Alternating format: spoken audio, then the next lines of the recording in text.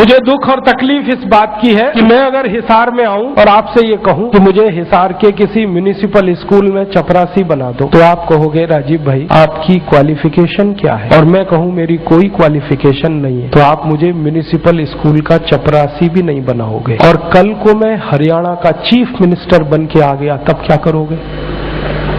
उसी zero qualification पर मैं हरियाणा का अगर चीफ मिनिस्टर बनकर आया तो आप मेरे गले को मालाओं से लाद दोगे और जिंदाबाद इतनी करोगे तो सारा शहर बहरा हो जाए। ये विडंबना है हमारे देश की।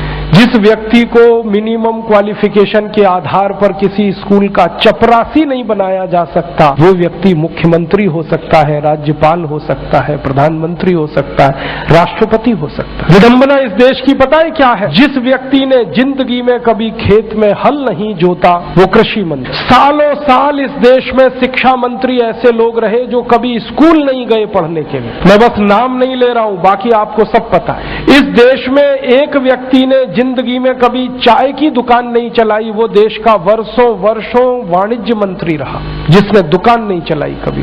फाइनेंस का जिसको ABCD नहीं आता वो सालों साल इस देश में वित्त मंत्री रहता है। जिसने कभी अपने बेटे और बेटियों को भारत की सेना के लिए भेजा नहीं कुर्बान होने को, वो देश का रक्षा मंत्री हो सकता है। और जिसको अपनी रक्षा करने के लिए सैकड़ों जवान लगते हैं वो देश की क्या रक्षा करेगा?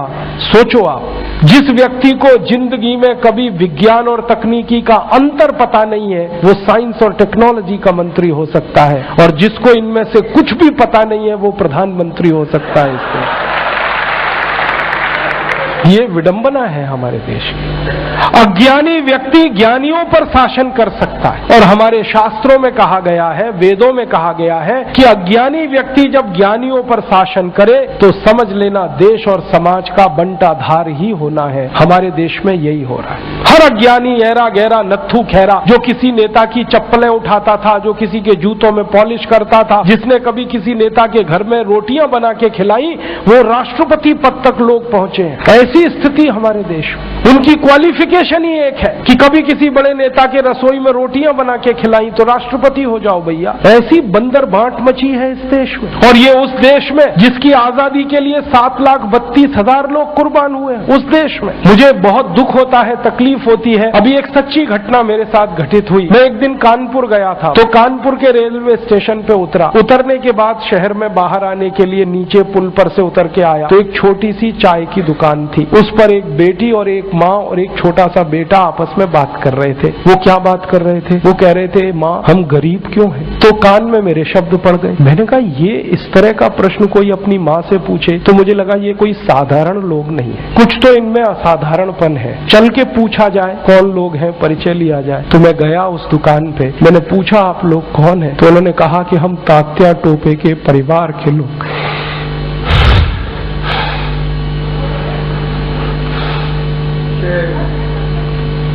हमारे देश में तात्या टोपे के परिवार के लोगों को चाय बेचनी पड़ी और गद्दारों को सिंहासन मिले। ऐसा ये देश हो गया। जिन लोगों ने तात्या टोपे को मरवाया था वो इस देश में मुख्यमंत्री रह चुके हैं, आपको मालूम है। और एक एक राज्य के नहीं, 2-2 राज्य के मुख्यमंत्री रह चुके हैं। तात्या टोपे का गुप्त पता जिन गद्दारों ने अंग्रेजों को बताया था, उस खानदान के कई लोग इस देश में मंत्री रह चुके हैं। झांसी की रानी लक्ष्मीबाई को जिन्होंने मरवाया था वो इस देश में मंत्री रह चुके हैं। और तात्या टोपे जिन्होंने जवानी लगा दी देश के लिए, उनके परिवार के लोग चाय बेच रहे हैं। ये देश है और ये अब बर्दाश्त नहीं होता, और ये बर्दाश्त होना भी नहीं चाहिए किसी को। सारे देशभक्त हमारे वीडियो को लाइक, शेयर और हमारे चैनल को सब्सक्राइब करें। जय हिंद।